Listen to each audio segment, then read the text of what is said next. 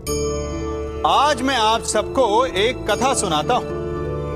एक दिन प्रातः एक व्यापारी अपने घर से निकला।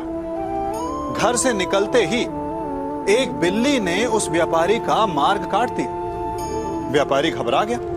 वो फिर से घर लौट गया और शुभ घड़ी की प्रतीक्षा करने लगा।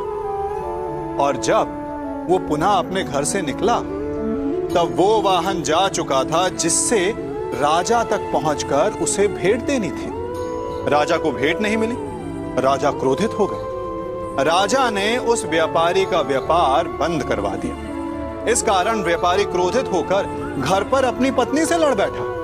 पत्नी अपने बच्चों समेत मैके वापस चली गई और उस व्यापारी के जीवन में यदि कुछ रह गया था तो केवल अंधकार।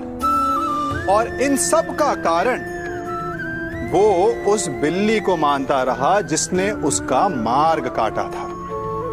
ऐसा ही एक दूसरा व्यापारी राजा को भेंट देने निकला और उस व्यापारी का मार्ग भी एक बिल्ली ने काट दिया। वो व्यापारी तनिक घबराया, परंतु उसने आगे बढ़ना अधिक उचित समझा। राजा तक वो समय पर पहुंचा।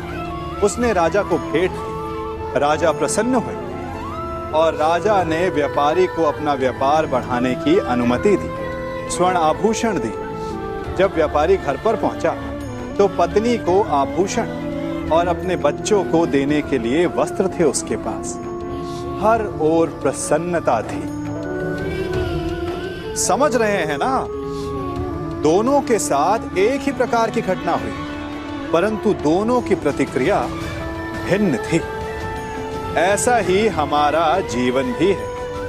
हमारे जीवन में प्रारब्ध का अपना स्थान है, परंतु उससे कई अधिक महत्वपूर्ण हमारी प्रतिक्रिया, हमारे सोच का प्रभाव है। क्योंकि यही हमारे जीवन को आकार देते हैं। इसलिए अपनी सोच को सकारात्मक रखिए।